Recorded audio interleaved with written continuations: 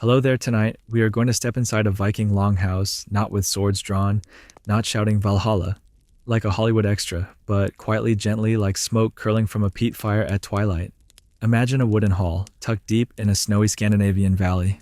The roof is thick with turf, the air smells like smoked fish wool grease and pine. A soft orange glow slips out beneath a shuttered door. Inside, everything is still, except the fire. And you're going to try to sleep here, except, well, you probably wouldn't survive. Not because of a battle raid or angry Norse gods. Just the cold. The lack of plumbing. The fact that you'd be sleeping inches away from a guy who hasn't bathed since the solstice feast. The Viking life isn't built for the soft, over-caffeinated modern body. But there are sleep. It just might be. So before you get comfortable, take a moment to like the video and subscribe, but only if you really like what I do here. And tell me what time is it, where you are, and where are you listening from. Now turn off the lights, maybe turn on the fan for some soothing noise, and let's get started tonight. The door creaks open on thick leather hinges. You step inside a world of flickering amber. The longhouse stretches ahead 30 or 40 feet of dark, low-beam wood and turf walls. The fire pit runs down the center, glowing softly under a lattice of hanging pots, drying fish, and bundles of herbs. Shadows dance up the curved roof. There's no glass, no electricity, no hum of modern life. Just crackling wood and the occasional sigh of wind against thick thatch. It's winter, so the sun disappeared hours ago. Dinner was served before dusk. Barley stew, salted lamb, maybe a heel of sour rye bread. No dessert, just a bit of ale in a wooden cup and a few sweet fermented berries if you're lucky. The household has gathered. 20, maybe 30 people in one long shared space. Men, women, children, and old grandmother who's muttering into her cloak. They're telling stories. Always stories. Thor and the goat bones, Loki and the net of lies. Tales pass through flame and breath and worn-down teeth. Then, gradually, like frost creeping across a window, things begin to quiet. One by one, the bodies tuck in. The straw rustles, wool blankets stretch, someone coughs, someone else whispers a short prayer to Freya or to the ancestor spirits in the earth below, and then silence. This is not the kind of silence you know. It's not the muffled hum of a sound machine or the white noise of traffic far away. This silence is heavy, total. Darkness folds in around you, not the kind you get from blackout curtains, but the real kind, the kind where the stars don't even bother trying to peek in.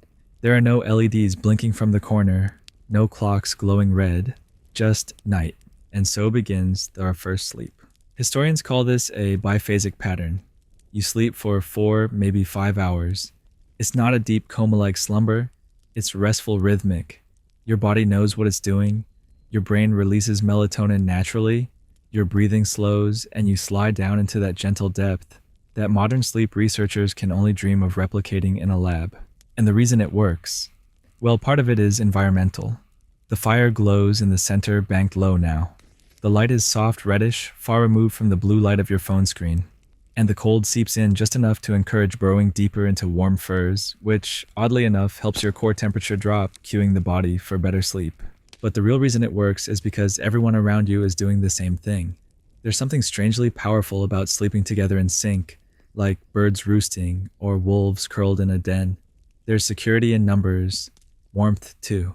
Now here's a strange little fact. Some archaeologists believe that the head of the household, usually the man and wife, would sleep in slightly raised beds near the central hearth. Not for privacy, not exactly, but as a subtle symbol of status. Elevation meant heat, meant visibility, meant being the first to wake if the door creaked open in the night. Historians still debate whether the children always slept with their parents or with other kids, but the evidence suggests that these platforms were communal, not partitioned. No IKEA bunk beds, no bedroom doors to slam, just body's breath and a shared rhythm. And as the fire crackles down to embers, the dreams begin. They wouldn't call them REM cycles, of course, but the old sagas mention dream-walking omen dream spirits slipping into the mind during first sleep. Sometimes they'd even lay amulets beneath their bedding carved with runes meant to protect the dreamer or invite a vision. Then something odd happens. You wake up, it's not dramatic. There's no jolt, no panic, no curse of insomnia. Your eyes open softly, naturally. The room is still dark, maybe a low glow from the hearth. Maybe the soft sound of someone else stirring. But this waking is expected. Normal. This is the space between the sleeps. It might last an hour, maybe two. You sit up, stretch your arms. Someone else is already awake, whispering to their wife or ladling water into a clay cup. You hear the scrape of wood as a few logs are added to the fire. A dog turns in its sleep. A baby nurses softly beneath a blanket. There's a calm here, a presence. And it doesn't feel like the cruel 3 a.m. despair we know today, the kind where your brain races through tax forms and ex-boyfriends. No, this waking is gentle. Some might spin thread like Gudrun near Roskilde, who was said to have used these hours to spin enough wool for 6 tunics in a single winter. Others pray, others love. This waking period was sacred, not because of what happened in it, but because it existed at all. And then slowly, silently, sleep comes again. But that's for next time. The logs shift in the hearth, releasing a soft puff of sparks that dance upward before fading into the shadows under the roof beam. The smell of birch smoke, faintly sweet, drifts through the air, curling into nostrils and memory. You're awake, but not fully. You haven't left the bed, if you can call it that, just a layer of straw and wool stuffed together over a wooden frame. Your legs are still tangled in furs. Your body still remembers warmth. But your mind is here. This is the midnight hour. And no, it's not a problem. No one calls it insomnia. No one panics scrolling through articles at 2:07 a.m., trying to convince themselves they're not dying. This is just the way it works. Across the longhouse, other shapes shift. Someone, maybe a cousin, maybe a servant, is already up and moving. They step softly out of respect for the sleep still holding others. There's a low conversation at the far end, murmured words you can't quite catch, layered with a little laughter and the unmistakable click of metal on wood. Midnight is for tasks too gentle for daylight. Spinning wool, whittling a new spoon, checking on the sheep if you live close enough to hear them, stirring the ashes in the fire to coax the embers back into light. Maybe steeping a small pot of something herbal, something sharp and bitter that cools the heat of a restless heart. Astrid, the healer in this household, every house had one, officially or otherwise, moves through the dark like a memory. She unwraps a linen pouch from the shelf above the hearth, her hands familiar with the knot by touch, inside dried valerian root, crushed hops, a few petals of lime blossom dried in midsummer and stored for moments like this. She spoons them into hot water and waits, not checking the time. There is no clock, only the fire and the gut. She may or may not drink it herself. Maybe it's for someone else. Maybe for the old woman who groans softly in her sleep, some nights remembering a son lost to the sea. Maybe for a child who's had one too many wolf dreams. Or maybe for Astrid herself. No one asks. You drink what's given, and you don't argue with the woman who talks to roots. Historians still debate whether this midnight waking was universal across Viking society, or simply more common in northern settlements with longer nights. But across the sagas and excavated homes, the signs are their homes, built with fire pits that could be fed quietly in the dark benches, worn smooth in corners far from the sleeping platforms, storage jars half hidden behind wool hangings that hold what herbs mead, something secret and meant for silence. You hear a creak. Someone stepped outside. The cold blasts in for just a second before the door closes again. Maybe to relieve themselves, maybe to breathe the sharp night air. The stars up there would be endless. No city haze, no street lights. Just the open dark. It's said that on some nights you could see the aurora borealis, even this far south. Green snakes of light rippling over the sky. A gift from Odin or a sign of coming war, depending on who you ask. Either way, it doesn't keep you awake. Back inside, the quiet tasks continue. The dog lifts its head, thumps its tail once, then settles again. A boy whispers something funny to his sister and gets smacked with a fur in return. Two lovers newlywed, still shy, turn to face each other, hidden by wool and blushes. These are the hours when secrets are safest, when the world is half asleep and everything said sounds like a dream. A few households we know now use this time for prayer, not always to the gods you might expect. Sure, Thor got plenty of attention during storms, and Freyr was popular come planting season. But in the hours when night stretches long and thought runs deep, people often turn to their dead. Ancestors, lost kin, the ones buried just yards from the longhouse beneath the frost. Some muttered names aloud, others just thought them. But in these dark hours, the veil was thin. And here's your strange fact for the night: some Viking women wore small amulets at night, carved with rune-like patterns that might have functioned as dream charms. Archaeologists found one near the shoulder of a buried woman in Denmark. Its placement suggested she wore it to sleep. Whether it worked or not, well, we still can't prove. But in the dark, belief is often enough. There's a rhythm to this midnight time. No rush, no guilt, no pressure to fall back asleep quickly before morning comes and ruins you. This is a space between worlds, a place to move through slowly. The fire has grown a bit, enough to cast shadows again. You shift under your covers. You're not alone. You're never alone. That's the point of it all. No alarms here, no notifications. Just a body returning to its natural cycle, syncing with the sounds around it. The hour wanes. Tasks are finished. Cups are rinsed and stacked. The last whisper falls silent. Astrid folds the empty pouch and tucks it away. Someone stirs the fire just once more. Then feet pad softly back to bedding. Furs rustle, straw shifts, and silence settles again like a feather falling. And one by one, without even trying, everyone returns to sleep. You don't need melatonin gummies. You don't need binaural beats. Your body already knows what to do. There's still darkness left. Enough for dreams. The fire doesn't crackle this time. It sighs. A slow exhale of glowing orange through the gaps in the coal pile, like a dragon sleeping under blankets of ash. The embers have settled. The air has cooled just a touch.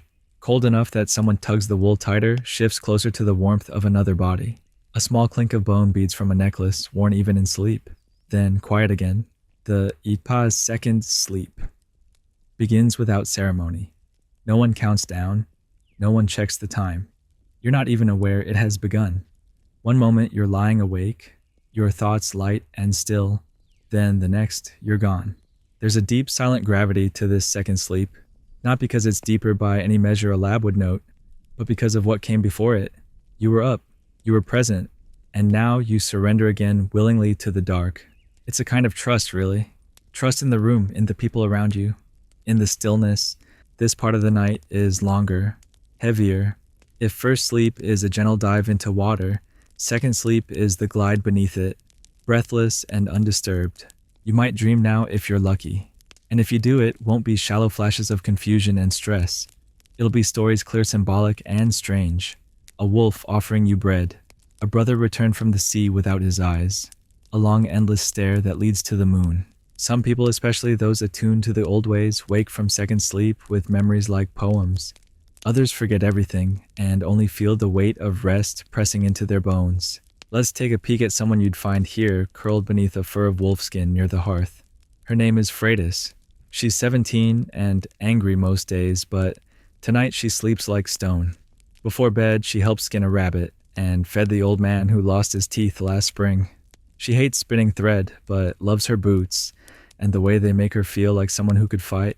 She wears a small iron blade in her braids and doesn't cry unless no one is watching.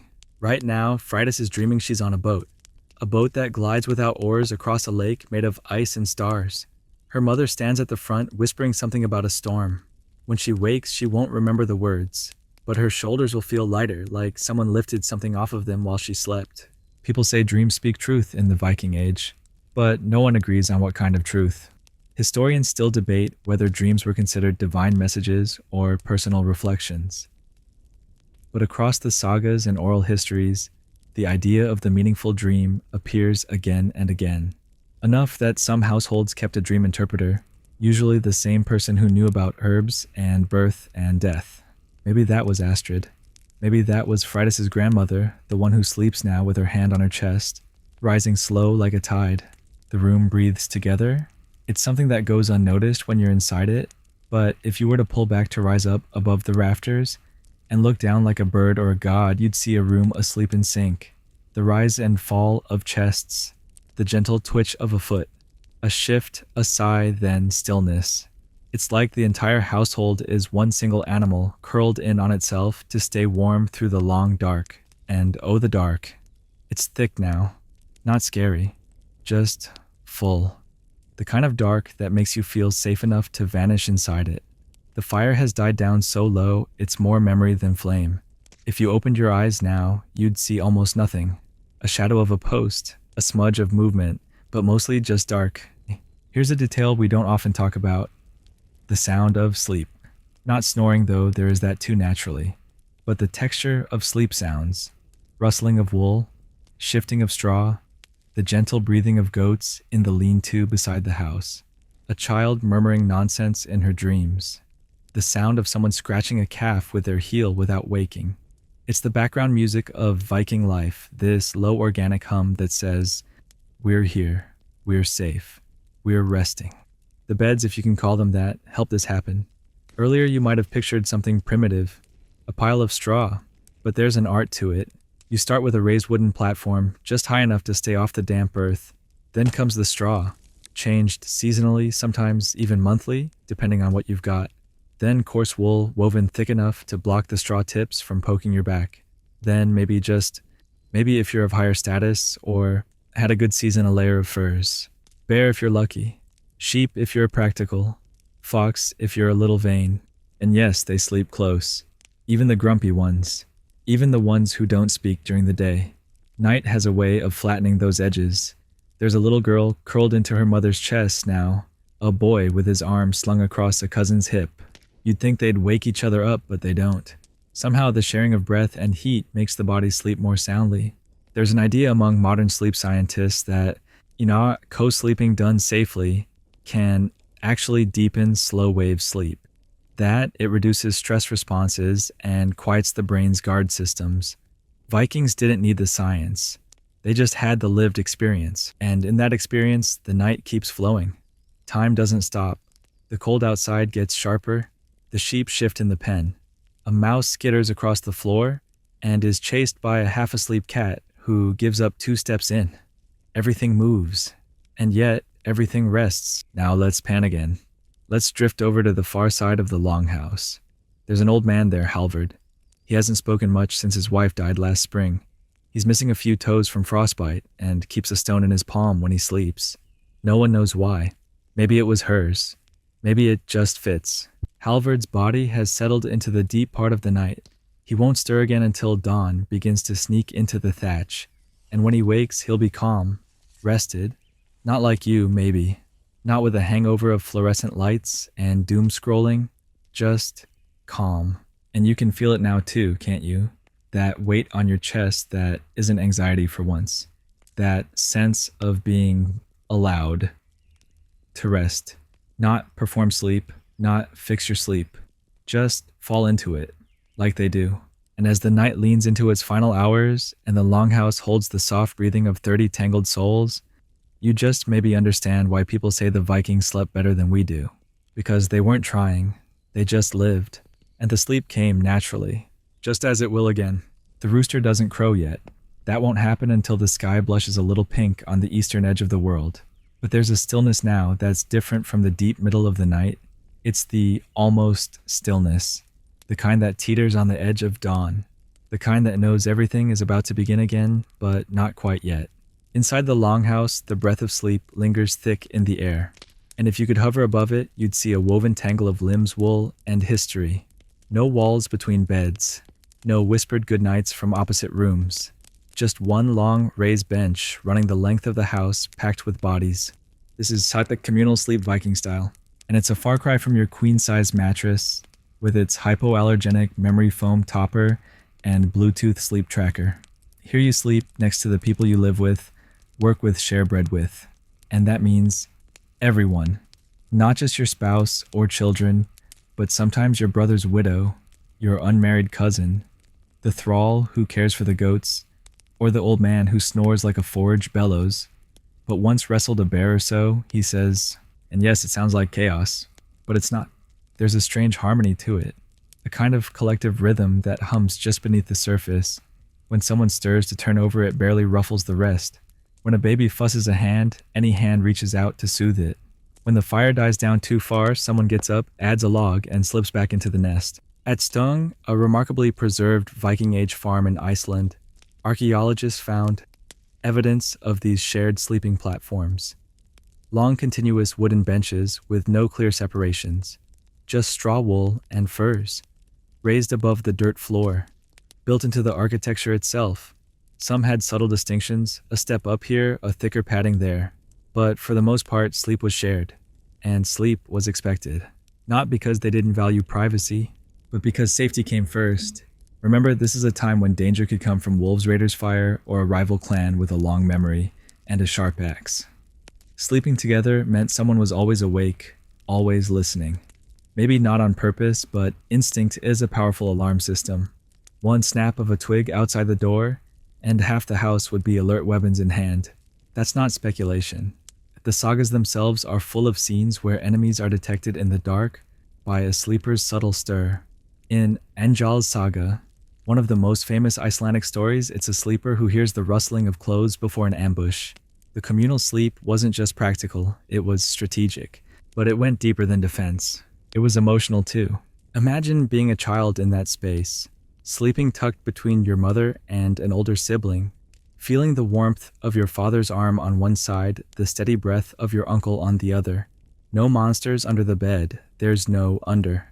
The bed is the house, and the house is people, and people are protection. Modern psychology has a word for that, it's a secure attachment. Researchers today talk about how children who co-sleep safely often develop stronger bonds, sleep longer, and experience less nighttime anxiety. And while our modern standards emphasize independence, Vikings weren't training toddlers to self-soothe in a lonely crib. They were teaching them that safety was communal, that warmth came from others, that rest was allowed because someone was always watching the fire. Now you might be wondering, how on earth did anyone opt to have sex in that situation? Fair question. Well, a few ways actually. Some higher status families had bed boxes or enclosed sleeping closets. Picture a wooden cupboard you could crawl into, cozy enclosed with maybe a curtain or a door. These offered some privacy and warmth. Archaeological digs in places like York have revealed evidence of textile dividers, simple wool hangings that could be drawn across a section of the sleeping bench. Nothing soundproof, but enough to say, don't bother us right now. And remember our old friend, the biphasic sleep pattern. That middle-of-the-night wakefulness offered a perfect window for intimacy. Most of the house was quiet. Some might be out feeding the fire or checking the livestock.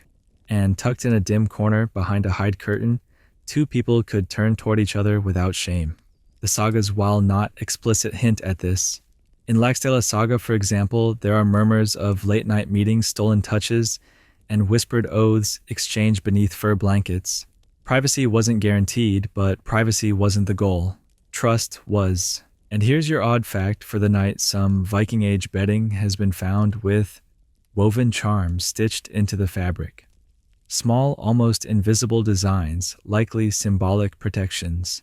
Not for decoration, for dreams, for conception, for safe return from the places the mind travels while the body rests. That kind of belief runs deep. Belief that what happens in the night matters just as much as what happens in the light. So while today we wall ourselves off in rooms, shut doors, and crave silence to sleep, the Vikings leaned into connection, into bodies close enough to share heat and breath and stories, into shared silence, into being seen even in sleep. And yes, there were arguments, snoring, elbows in ribs, someone stealing the fur every single night. But somehow the house held it all. And when morning finally stretched its pale fingers across the thatched roof and nudged the embers back to life, the household would stir together. Together they'd rise. Together they'd start again. You don't need Alexa to tell you it's morning. You've got the shift of bodies, the scrape of feet, the smell of stew warming over the fire, the cold air slicing in as the door opens to frost. And after a night like that, deep layered and woven with people, you don't feel groggy. You feel human. Before anyone speaks, you feel it. The air is cooler, sharper, the fire has burned low again, and someone's fingers fumble with a bit of dried moss and kindling. A few coals glow under the ash like sleepy eyes. One breath of wind curls through the longhouse, nudging a hanging fish to sway on its string. You shift just slightly against the bedding beneath you. It's not a mattress, but somehow it works. The Viking bed, if you can call it that, is less a piece of furniture and more a layered offering to the gods of comfort crafted from earth and beast. It begins with wood planks raised off the ground, not for aesthetics, but to keep you above the chill of damp soil. These aren't fancy. They're roughly hewn, maybe a little angled, tilted just enough so your head rests higher than your feet. That little angle, modern sleep researchers now say it improves circulation, prevents reflux, and eases breathing. The Vikings didn't know that, but their backs probably did. On top of the wood, straw wat changed with the seasons. Not just any straw.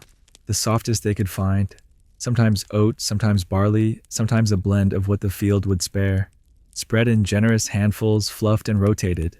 Dry and springy, it cradled without smothering.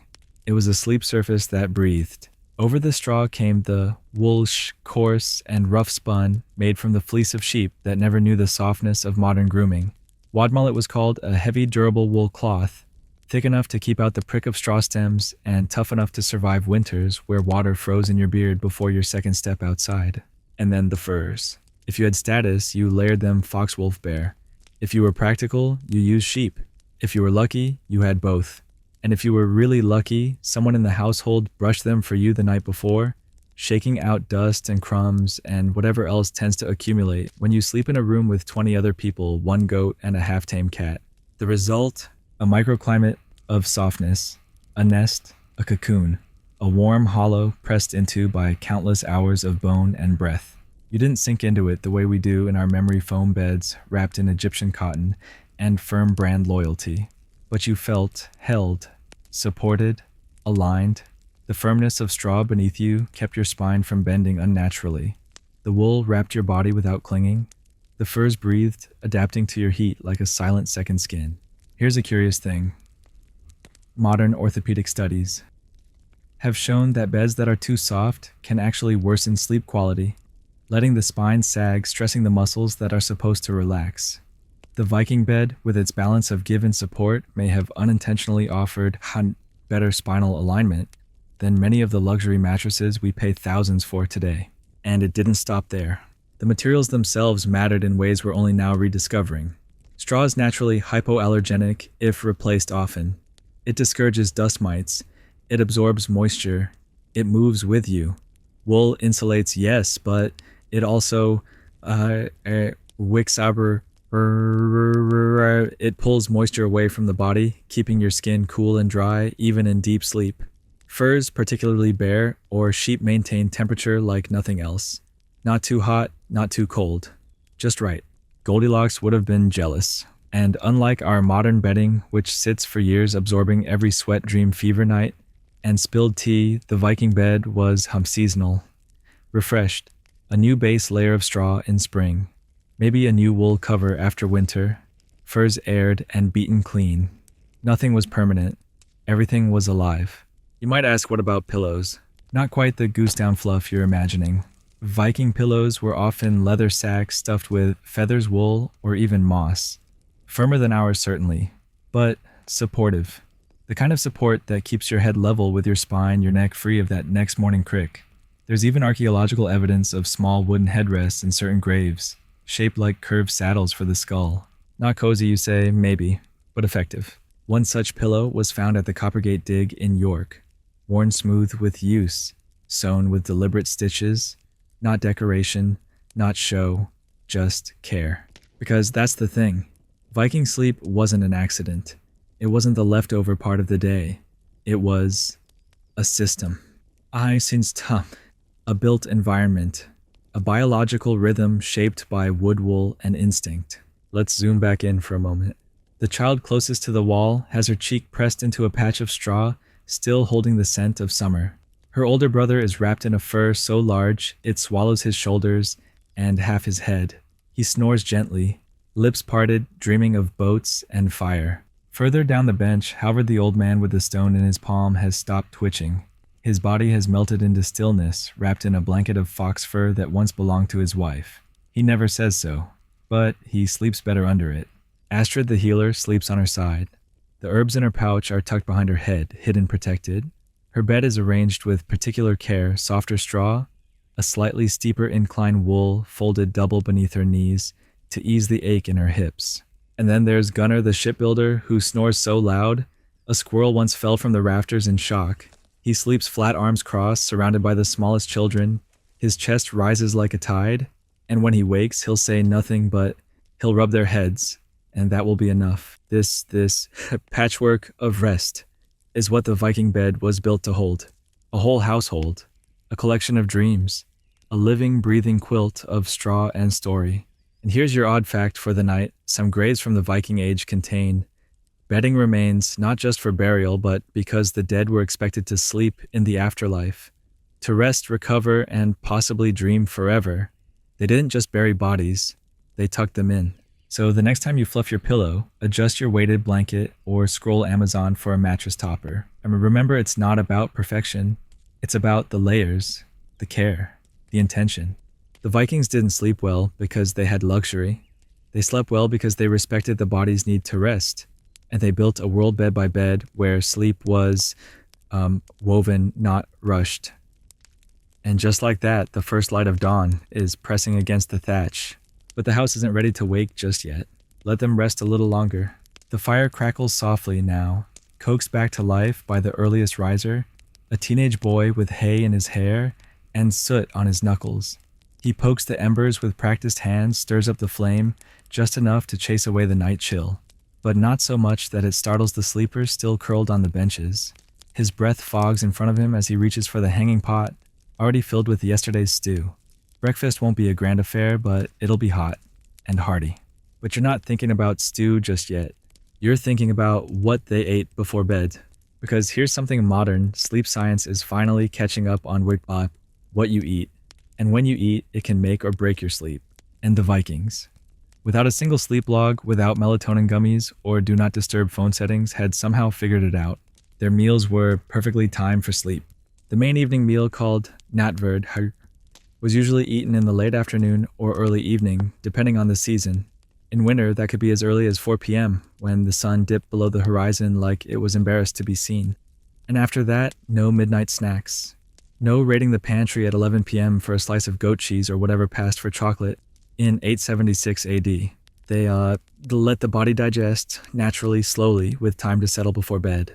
Modern studies show that this habit, finishing your last meal several hours before sleeping, significantly improves sleep quality. It allows for smoother melatonin production, reduces overnight blood sugar spikes, and prevents the kind of digestive discomfort that sends you flipping your pillow over and muttering curses at your own stomach. Now imagine you're half-done a farmer from near the Trondheim fjord. After a day of hauling nets, hauling kids, and hauling himself across slippery stone, he sits with his family near the hearth. Dinner is yada smoked fish, maybe herring or mackerel, rich in omega-3 fatty acids, and sakpa, vitamin D. Two things modern research shows are critical for sleep. Alongside the fish, a thick porridge of oats and barley.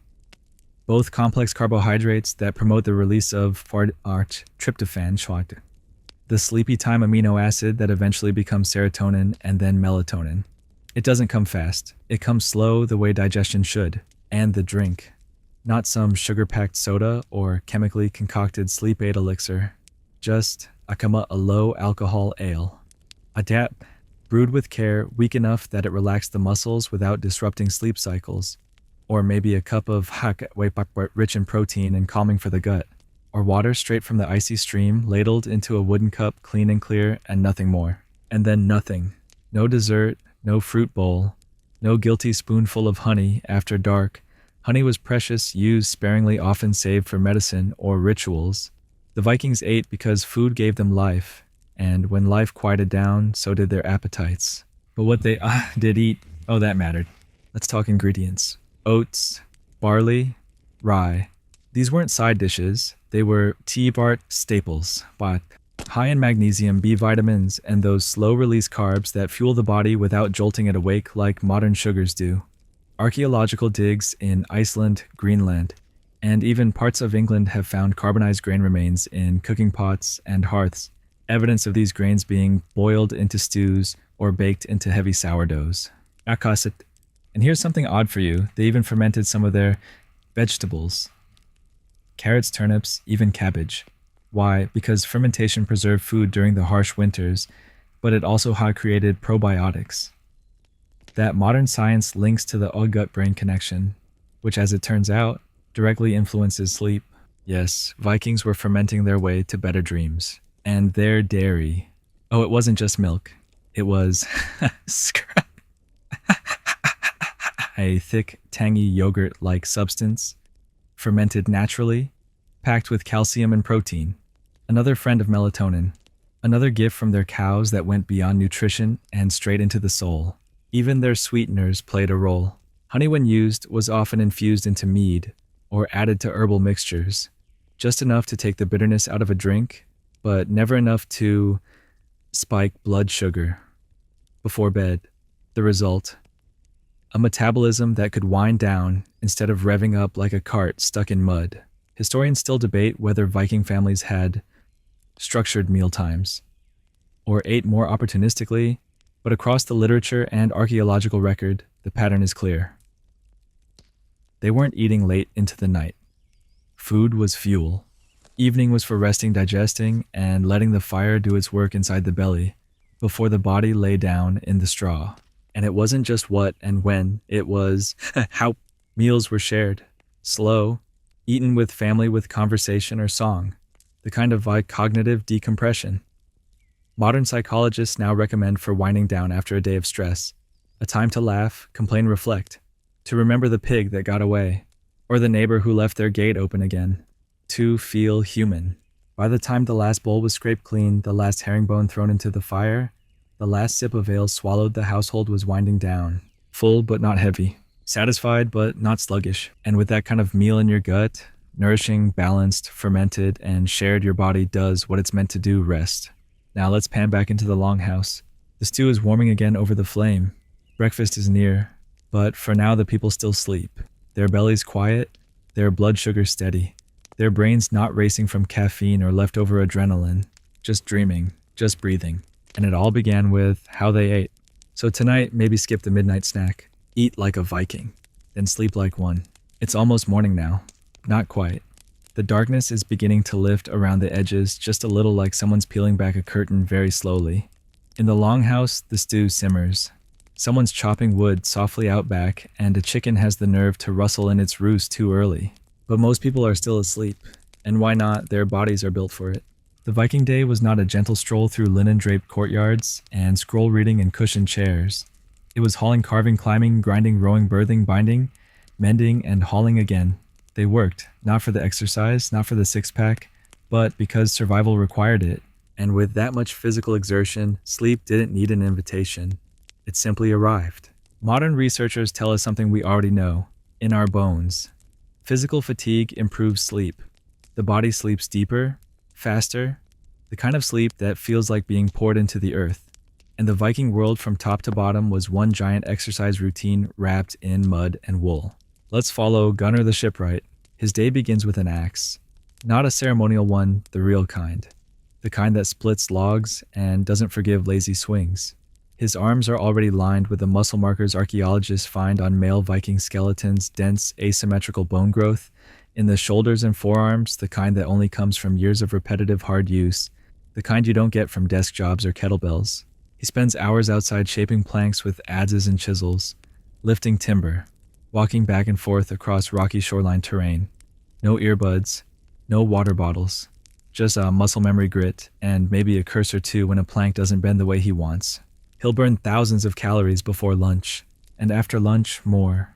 Maybe repairs, maybe rowing out to check nets, maybe helping hoist an anchor stone the size of his leg. And that's just one man. Now picture Astrid the healer. You might think her life was gentle herbs and whispers and a knowing smile. And yes, she did all that, but she also walked miles to gather plants, bent at the waist for hours in fields, crushed roots with stone, hauled buckets, washed wounds, tended births, spun wool, cooked, lifted toddlers, buried the dead. Her skeletal remains, if we found them, would show signs of it. Researchers have noted distinct wear patterns in the hips and knees of Viking women, consistent with grinding grain, kneeling work, and lifting. Signs of labor so ingrained, it literally shaped their bones. Even the children worked. Chores, errands, herding animals, fetching water. Play and work were the same in Viking society: full body, full sun, full day affairs. And here's the real key: all of it was outside. The average Viking didn't spend their day under a ceiling lit by flickering fluorescence. They were in the fields, on the docks, under the sky, which means their bodies were exposed to natural light, which scientists now understand is critical for maintaining a healthy circadian rhythm. That daily rhythm of light and dark helps regulate the release of melatonin, cortisol, and a host of other chemicals that signal when to wake and when to sleep. Historians still debate how regimented Viking schedules were, whether they rose with the sun or followed more flexible rhythms. but the archaeological record shows they lived by the seasons, the weather, and the needs of the day, which is another way of saying they let their bodies lead. And then there's the way they ended the day. Unlike our modern gym rats, they didn't lift weights at 9 p.m. and then try to crash into sleep before midnight. No, Vikings wound down gradually. The heaviest work was done by late afternoon. Evening was for quieter tasks, mending nets, carving tools, spinning wool, storytelling, drinking, maybe some gentle wrestling. But the point is, their evening slowed.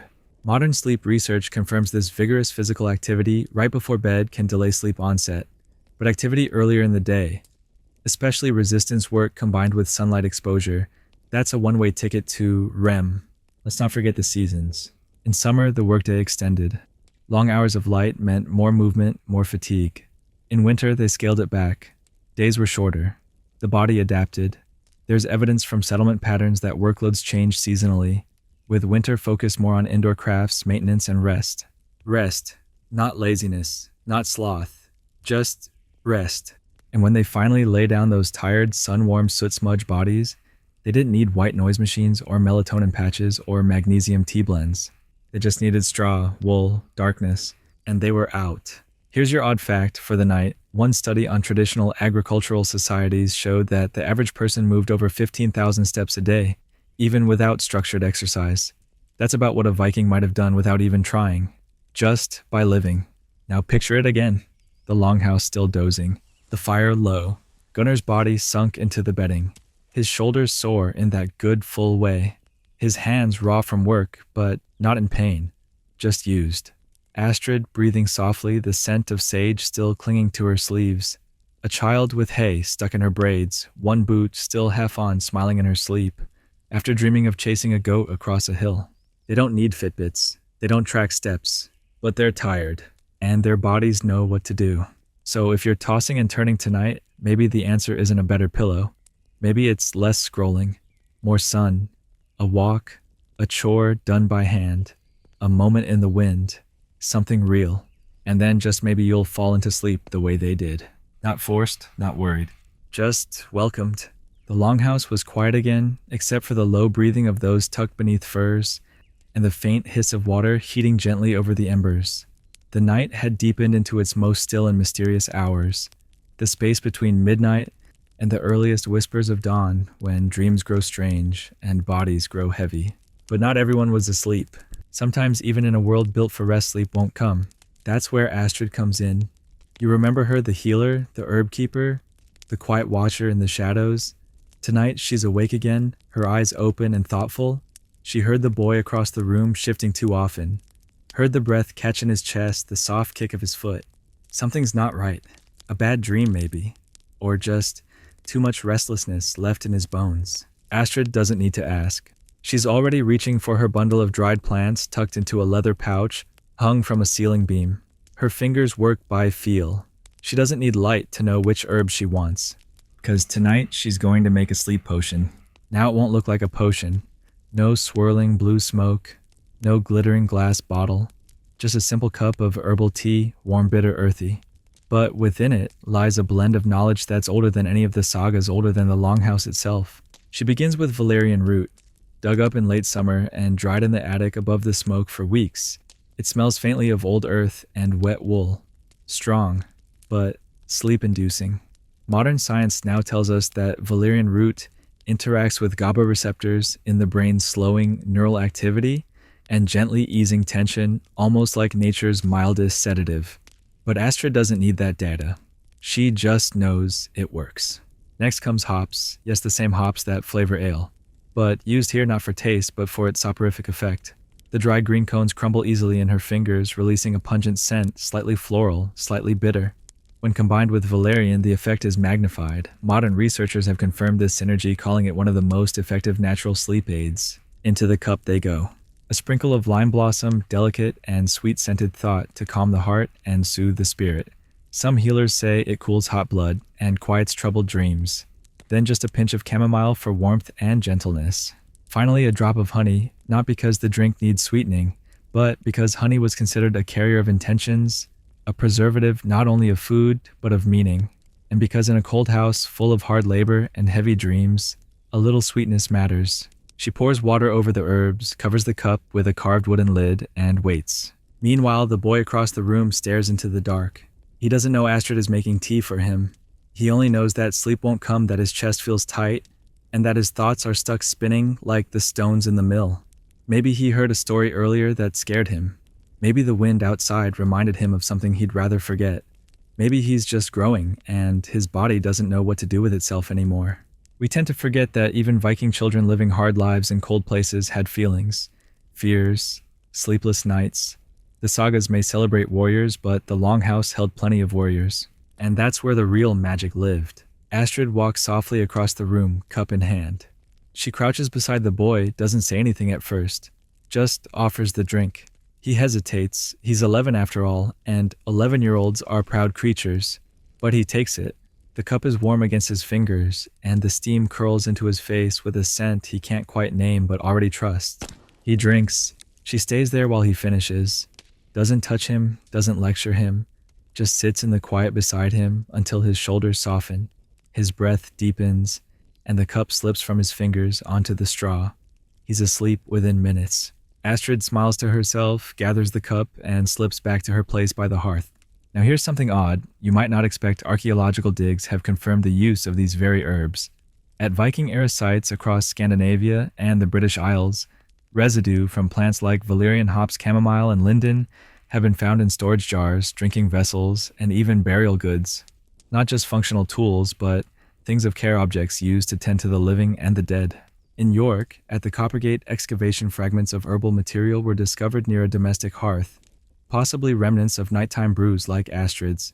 In Norway, preserved plant matter found in burial mounds suggests that people were laid to rest with sleep-inducing herbs tucked around their heads and necks. Historians still debate whether these plants were used primarily for medicinal purposes or for ritual, whether their power was in chemistry or belief. But, as with most things in the Viking world, the answer is likely both. These people didn't separate the spiritual from the physical. A cup of tea could be both a remedy and a blessing. A herb could calm the stomach and protect against spirits. A carved rune slipped under the pillow could ease bad dreams or banish them altogether. That's another thing worth noting. There's some evidence, fragmentary but intriguing, that the Vikings stitched herbs directly into bedding. Textile remains found in graves contain traces of calming herbs suggesting the use of herbal pillows. Lavender yarrow and wild mint may have been sewn into little pouches or sachets and tucked near the head at night. And yes, lavender, even in the Viking world. Though not native to Scandinavia, lavender was a common trade item traveling through Europe in dried bundles. Some Viking households, especially those near trading ports like Hedeby or Dublin, had access to imported herbs. And if Astrid had ever bartered with a merchant ship, she might have stashed a small pouch of lavender in her healing kit, used sparingly for nights when nothing else worked. Modern studies confirm that even the smell of lavender can reduce anxiety, lower heart rate, and improve sleep quality. Just breathing it in is sometimes enough. So no, the Vikings didn't have Ambien. They didn't have nightlights or podcasts or lavender-scented memory foam eye masks. But they had ritual. They had care. They had people like Astrid who knew that sleep isn't just a switch. You flip, it's a process, a return, a surrender. And that sometimes the smallest gestures, a bitter cup, a soft scent, a hand resting nearby are all the magic you need. The longhouse is still again now. The boy sleeps deeply, his body turned toward the wall hands curled in his fur blanket. Astrid dozes beside the hearth, the herbal pouch still warm in her pocket. Outside, the wind rustles the turf roof, and the moon slips behind a cloud. And sleep, old patient, unhurried sleep, settles across the house like snow. Sleep has returned to the longhouse like the tide rolling back in slow, silent, and inevitable. Beneath the thick woolen blankets and soft animal furs, the bodies rest. Dreams deepen. No one stirs save the occasional sigh or creak of a wooden platform shifting under weight. But inside that peace is a rhythm, a hidden language written in heat, proximity, and heartbeat.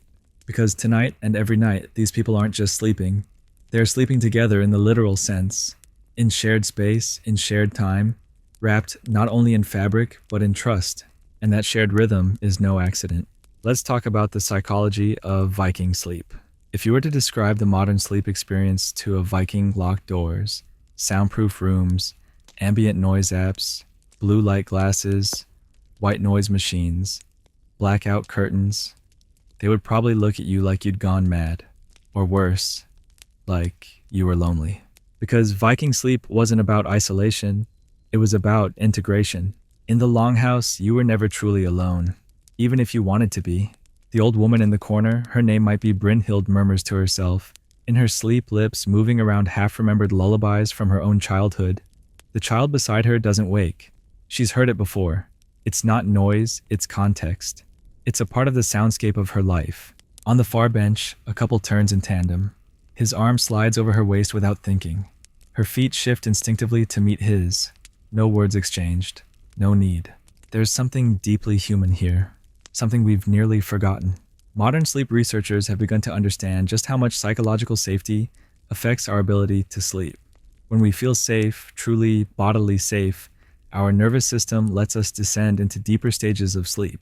Our parasympathetic nervous system takes the lead, slowing our heart rate, calming our breath, triggering the release of serotonin and melatonin. We go limp, we dream, we heal. And the Vikings. Their longhouses were built on that feeling of safety. Physical, yes, communal sleeping arrangements meant someone was always alert or could be roused quickly. But emotional too. They didn't separate their bodies from each other with walls or headphones or 3 a.m. panic about tomorrow's meeting. They were warm, surrounded, known.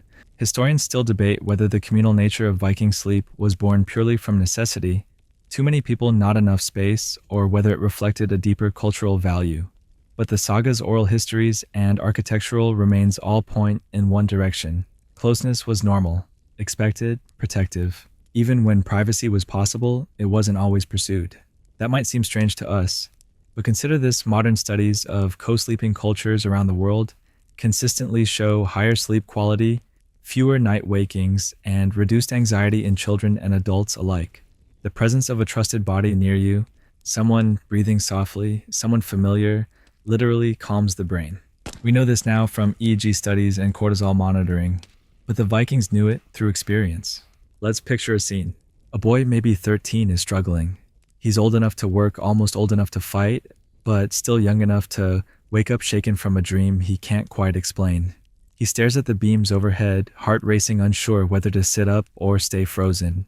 And then, without a word, his uncle lying next to him rolls over, just reaches a hand across and rests it on the boy's shoulder. Not a big gesture, not even fully awake, but it's enough. The boy breathes out, and he sleeps. This isn't softness, it's structure. It's the invisible framework of Viking nights, built not only from wood and wool, but from familiarity, habit, presence. Even the timing of sleep reflected that culture of balance. You'll remember the biphasic sleep pattern we explored earlier. First sleep, then a period of wakefulness, then second sleep. This rhythm wasn't just biological. It created space for everything else. Intimacy, ritual, reflection, connection. It let people wake without shame. To rise, walk, sit, whisper, and return to sleep without fear that they'd ruined their night. There was no war against wakefulness, just cooperation with it. And in that space between the sleeps, a lot could happen. A couple might pull aside a wool curtain and curl closer.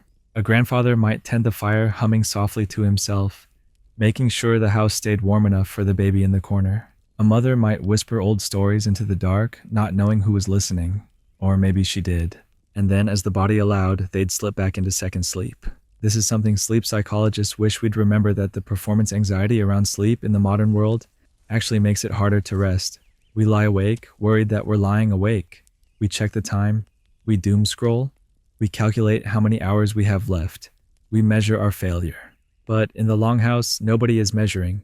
They're just moving with the dark, trusting the pattern, letting the night carry them. Even the spiritual world wove its way into sleep.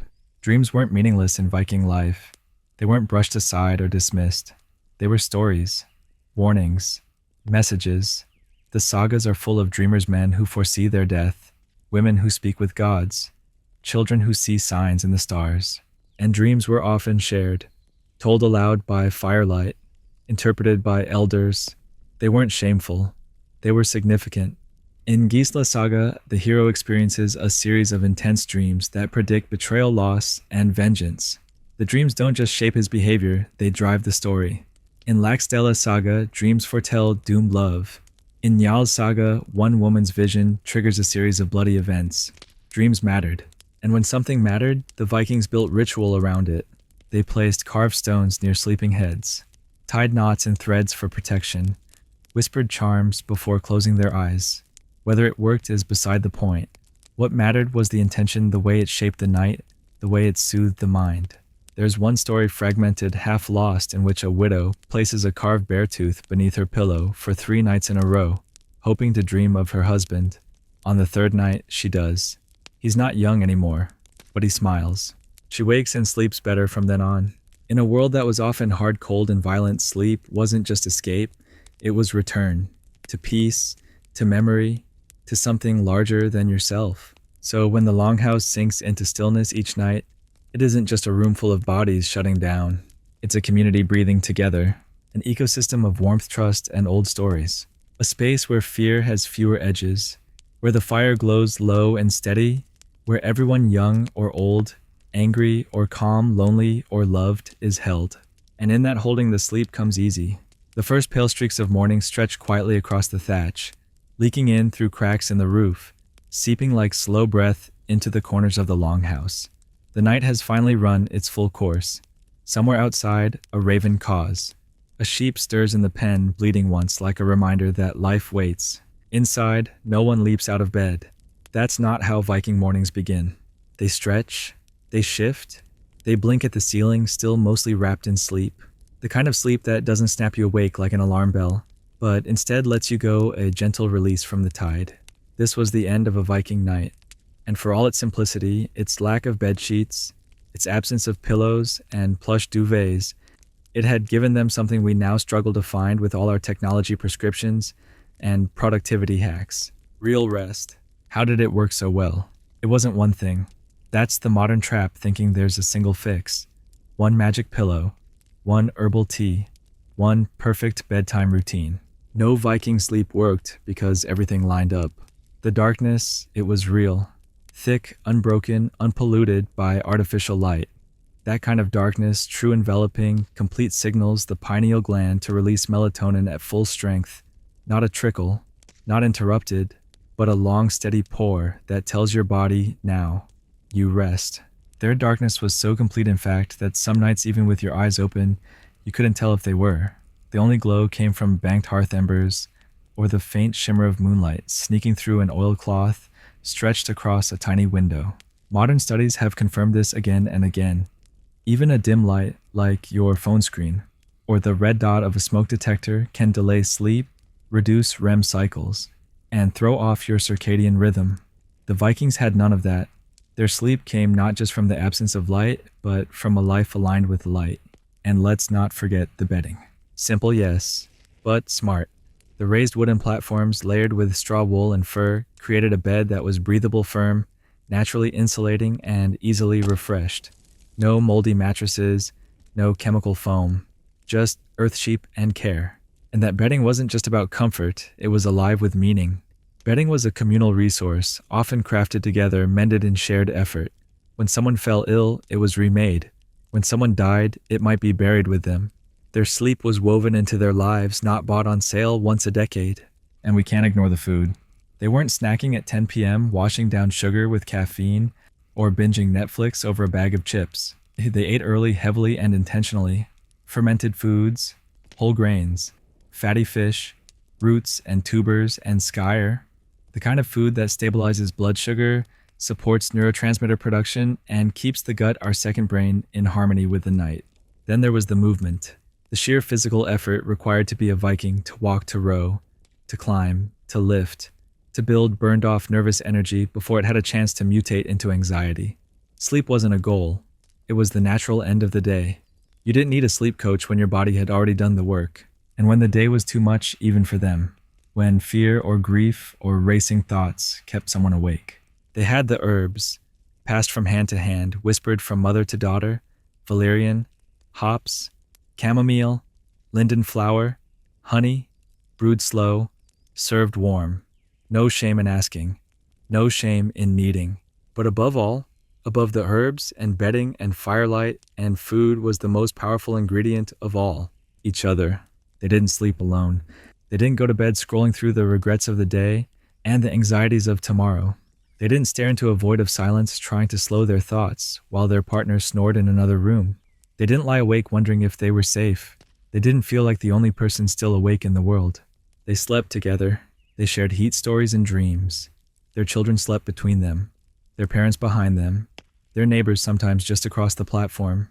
They heard breathing. They felt bodies.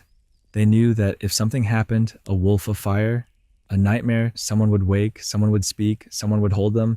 That's the part we've lost. Modern life has given us everything but that. We have walls and locks and lights and prescriptions and calendars full of appointments. But how often do we sleep like we're safe? The Vikings did. They didn't have to optimize their sleep because they lived in a way that allowed sleep to come naturally. And that's the paradox, isn't it? The people who worried the least about sleep may have had the best sleep in human history. They didn't wear sleep trackers or follow 10-step bedtime routines or biohack their circadian rhythms.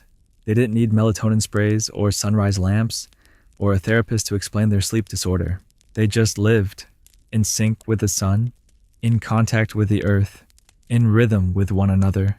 And when the day ended, they lay down, close together, beneath the layers of straw and wool and fur, with the fire glowing low, the scent of pine in the rafters, and the stories of gods and ghosts still echoing softly in their ears. And they slept. So now as your own night stretches long and soft around you, maybe you can carry some of this with you. Not the straw or the wolfskin, though you wouldn't be the first to try it, but the deeper things, the rhythm, the warmth, the permission. Sleep does not have to be a struggle.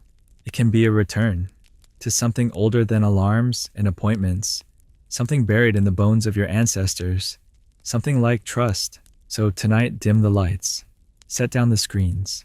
Let the room go quiet, not empty, but peaceful. Let yourself breathe the way they did, deep, gentle, full. And as you feel yourself drifting, remember the Vikings, for all their fire and fury, knew how to rest. They trusted the night, and they let it hold them. You can too.